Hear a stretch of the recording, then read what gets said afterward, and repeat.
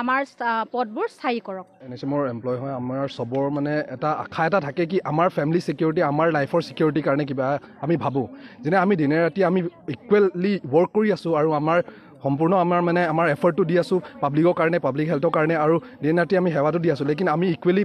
যোনটো পে' পাব লাগে সেইটো আমি পোৱা নাই সেইখাতে আমি এইটো আমাৰ ষ্ট্ৰাইকটো আমি কৰি আছোঁ কি চৰকাৰলৈকে আমাৰ অসুবিধাটো যাওক আৰু এওঁ বুজি পাওক কি আমাৰ কি কষ্ট আমি ফেচ কৰি আছোঁ